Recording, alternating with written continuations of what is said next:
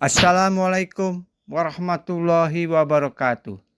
Selamat datang di channel Karma Wali yang selalu menyajikan informasi seputar Islam dan sejarah.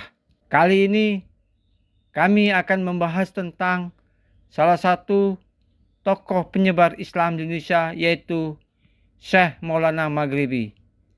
Siapa dia? Apakah romah dan karisma yang dimilikinya? Mari kita simak bersama. Ulama Syekh Maulana Maghribi berasal dari Maroko, Afrika Utara.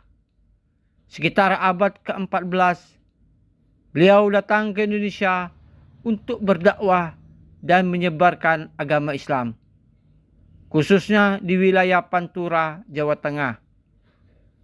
Beliau adalah salah satu dari 9 wali yang dianggap sebagai penyebar Islam pertama di Jawa, dikenal sebagai Wali Songo.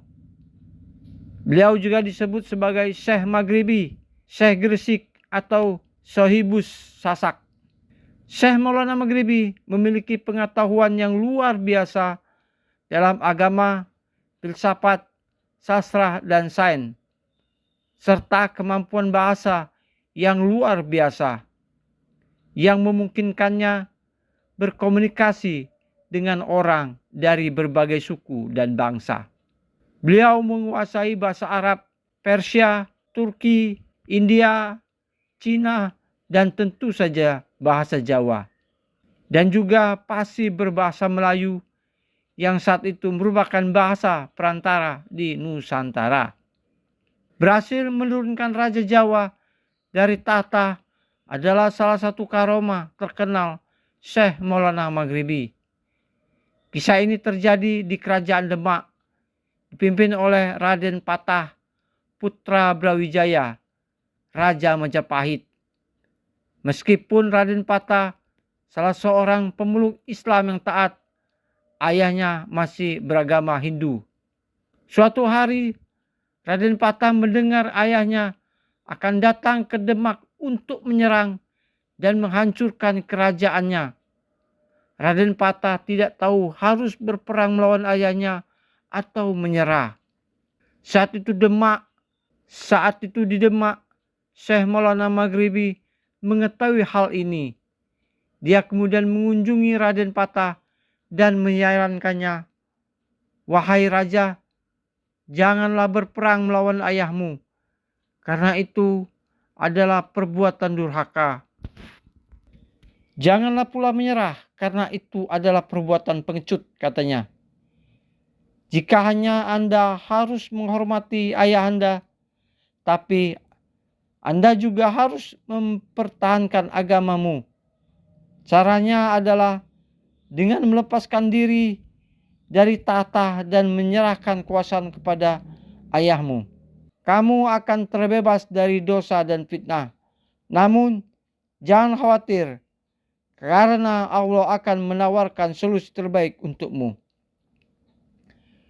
Setelah terkesan dengan nasihat Syekh Maulana Maghribi, Raden Patah mengikutinya dan menurunkan diri dari tahta. Setelah itu, dia pergi ke masjid untuk beribadah bersama dengan para ulama, termasuk Syekh Maulana Maghribi. Pada saat yang sama, Brawijaya datang ke Demak bersama kekuatan besarnya.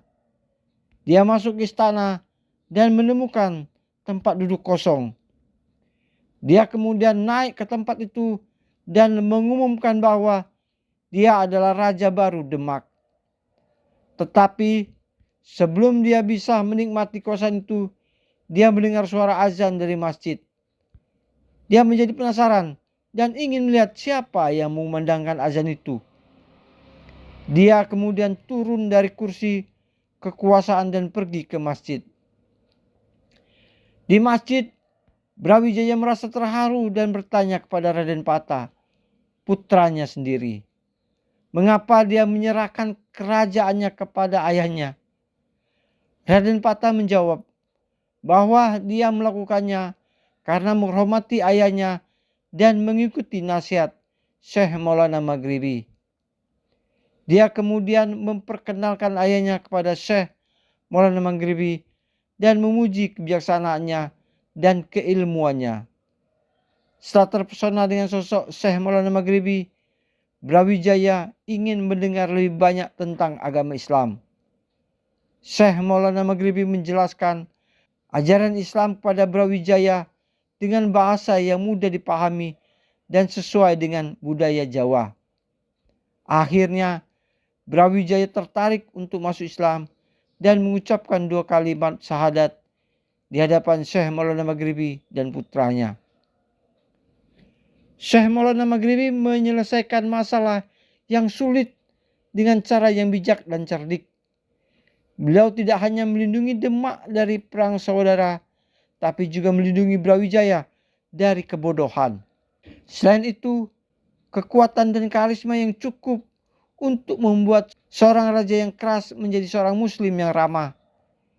Ini adalah salah satu contoh karisma dan karomah Syekh Maulana Maghribi yang membuat banyak orang dihormati dan disegani. Itulah kisah tentang Syekh Maulana Maghribi, salah satu tokoh penyebar Islam di Indonesia. Semoga kita bisa mengambil pelajaran dan inspirasi dari kisah beliau. Dan semoga kita bisa meladani akhlak dan keilmuan beliau. Amin. Sekian dari kami. Terima kasih sudah menonton video ini. Jangan lupa untuk like, comment, share, dan subscribe channel ini. Assalamualaikum warahmatullahi wabarakatuh.